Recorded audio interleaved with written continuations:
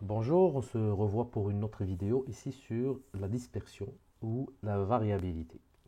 Donc on a ici un exemple d'un hôtel qui a demandé aux clients d'évaluer leur séjour sur une échelle de 1 à 10. Ici de calculer l'étendue, la variance et l'écart type. Donc je passe à Excel où j'ai repris ces mêmes notes ici, ces mêmes notes de ces clients. Et donc, on va commencer d'abord par l'étendue, qui est très facile à calculer, comme vous le savez. Donc, l'étendue, c'est E, on met ça, c'est valeur max moins min, c'est-à-dire ici, la valeur maximum. Donc, tout simplement ici, parce que c'est des valeurs discrètes, on va essayer de chercher la valeur maximum, c'est 10, la valeur minimum, si vous voyez bien, c'est 5. Donc, ça nous donne 10 moins 5, c'est égal, je vais mettre ça en bleu, met ça en bleu, donc c'est 5. Donc E, c'est 5. Très bien. On passe à la deuxième mesure. On nous demande de calculer la variance. Alors pour calculer la variance, il faut d'abord calculer la moyenne. C'est obligatoire. Donc moi j'ai déjà ici calculé avec Excel la moyenne, 740. Si vous voulez voir comment calculer une moyenne pour des valeurs discrètes, revenez à la vidéo précédente. D'accord? Variance, var, ou c'est la même chose comme sigma carré aussi, on peut mettre ça, ou s carré aussi. Donc c'est tout simplement la différence de chaque observation par rapport à la moyenne, d'accord? Et on divise par n, d'accord? On divise par n, n-1 normalement, mais généralement on utilise n pour les ouvrages en français. Donc sigma, ça veut dire c'est la somme de l'écart ou la différence de chaque observation par rapport à la moyenne au carré. Donc c'est la somme des écarts au carré par rapport à la moyenne. Et c'est leur moyenne. Après, on va diviser par n, d'accord? Donc qu'est-ce qu'on va diviser? On va diviser par 10, parce qu'on sait déjà que la moyenne c'est 10. Et puis tout simplement, on va prendre la première valeur qui est 8 ici. Et on va faire 8 moins la moyenne, 740, au carré. Plus la deuxième observation, regardez ici, c'est 8. Donc on va faire 8 encore, moins 740 au carré. Plus la troisième, c'est 7. Donc c'est 7 moins 740 au carré. Plus la suite, c'est 10.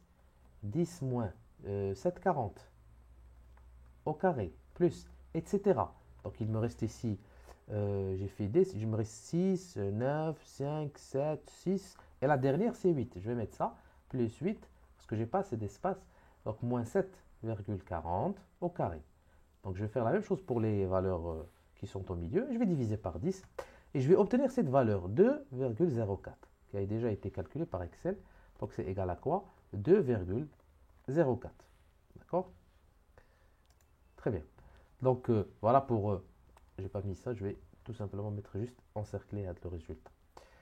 Je passe à la dernière mesure, c'est l'écart type. Alors l'écart type, c'est très facile. C'est tout simplement sigma, c'est la racine carrée de sigma carré, bien sûr, qui est la racine carrée de la variance. Ma variance ici, elle est de 2,04. Donc je vais obtenir tout simplement le résultat ici, 1,43. On va regarder ici, déjà calculé par Excel. C'est juste pour gagner du temps. Donc on va mettre ce résultat, 1,43. D'accord? Donc j'ai calculé mes trois mesures. La, euh, L'étendue, c'est la première, la variance, et enfin mon écart type de 1,43. Alors, juste une dernière chose, c'est l'interprétation. Ce qui est toujours intéressant, c'est d'interpréter l'écart type, parce que c'est la mesure la plus utilisée et la plus intéressante. Pourquoi? Parce qu'elle est dans la même mesure, unité de mesure des observations. C'est-à-dire que par exemple ici on a 1,43 pour l'écart type.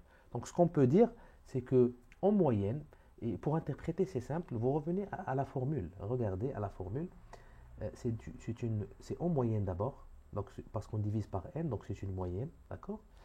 Et en moyenne, les observations, pourquoi on dit les observations? Parce qu'on a sigma. Alors ce sont toutes les observations.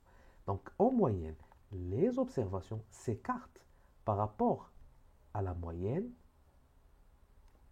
de 1,43. D'accord? Donc c'est tout simplement une moyenne des écarts par rapport à la moyenne. On ne va pas utiliser le carré parce qu'on a fait la racine carrée ici. Voilà, donc on peut dire que ici les notes s'écartent en moyenne de la moyenne qui est de 7,40 de 1,43.